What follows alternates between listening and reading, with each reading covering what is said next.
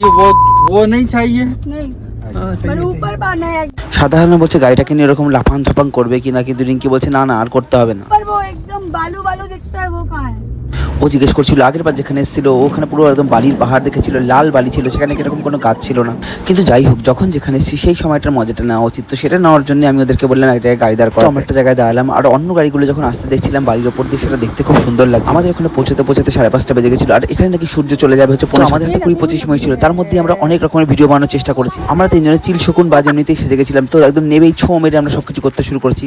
উপরে ওটা, হাতটা উপরে ওটা, ওটা সবাই আমরা ডিরেক্টর হয়ে যে যার মতো ডিরেকশন দিয়ে যাচ্ছি। 1 2 3 4 5 6 7 8 1 2 3 4 5 6 7 8।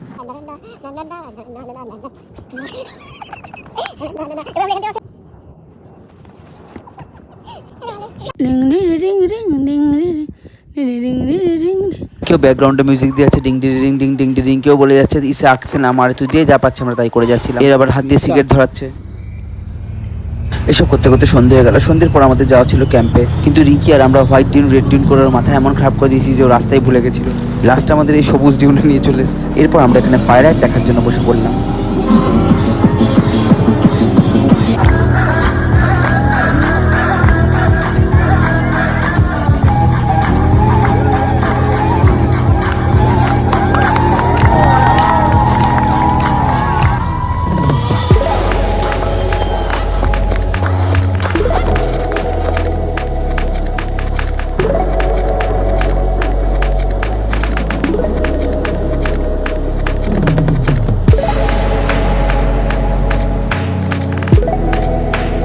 এরপর একটুখানি ইন্টারভেল চলছিল, আর এই টাইমে সবাইকে বলছিল ডিনার নিয়ে নেওয়ার জন্য। কিন্তু ডিনার নিতে গিয়ে আমার গোট লাইফ মুভির কথা মনে পড়ে গেল, আর কিভাবে সবাই লাইন দিয়ে এখানে খাওয়ার নিচ্ছিল। আর রিঙ্কিও সেটাই বলছিল এরা কিরকম ছুঁড়ে ছুঁড়ে খাওয়ার দিচ্ছে, সত্যি খুব বায়া ছিল এরা।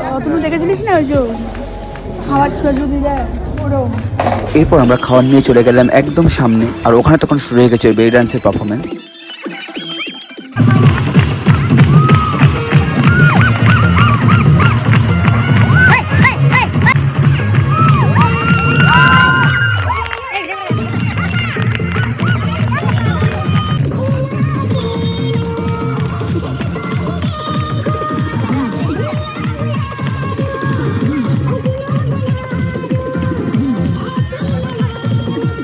এরপর রিঙ্কিও উঠে গেল ডান্স করতে ওর সাথে।